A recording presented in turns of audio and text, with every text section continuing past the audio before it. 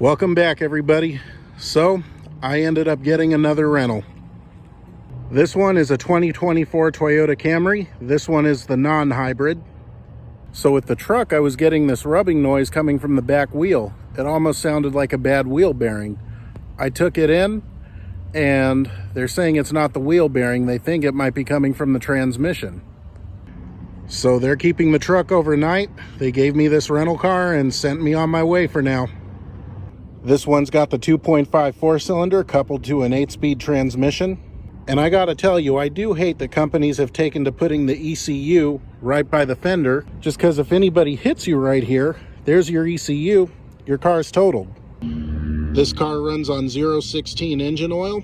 I don't think I've seen that anywhere. But the good news is you have your 4 spark plugs there, your alternator down here, right up top, your battery, your filters, so maintenance on this car should be relatively easy.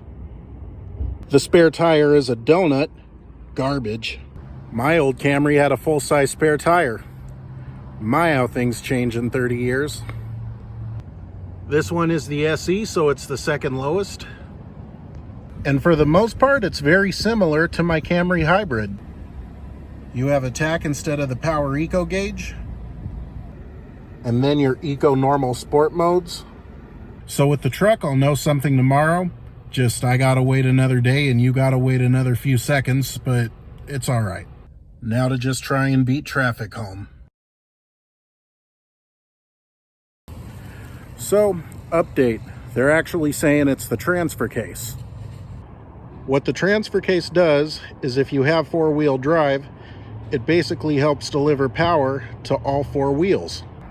As of right now, it's in San Francisco. They're going to overnight it, and they're saying it's about a $7,000 part. But one nice thing about Toyota, when things go wrong, they actually seem to want to make it right. Yesterday, when they thought it was a transmission, they were talking about the possibility of replacing the transmission, and at least they're trying. I mean, it's a new truck, but at least they're trying. Word on the street is if you get a Dodge and you're having any kind of transmission problems, they just program an update, give you your vehicle back, and hopefully it helps. But I have this rental for one more day. I will give you guys an update tomorrow. And here it is, back home. My new transfer case in all its glory. It does seem to run better now. Response is better than it once was, and it seems to go into reverse a lot smoother. There were times I'd put the truck in reverse and it would vibrate like a bad transmission mount. It wouldn't happen all the time, just sometimes.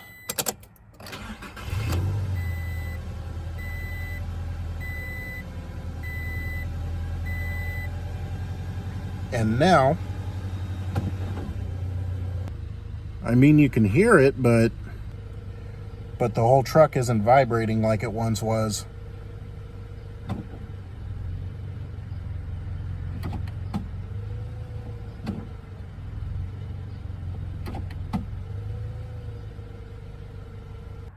But yep, we should be good now. 21,000 miles. I don't abuse my vehicles. I'm not sitting here with a giant lift kit. I'm not the kind of guy that says, oh, well, it's a truck. Who cares if it gets beaten up? None of that. So I do fully expect at least 200,000 miles out of this. Especially when some of the older models have gone 1 million miles and Toyota's given them a new truck. 20-year-old Highlander's at 183, and frankly, I think it's going to do a lot more than that. Despite its miles, I'd take it on a trip right now, and have actually. Just this year, it did Tahoe and San Francisco.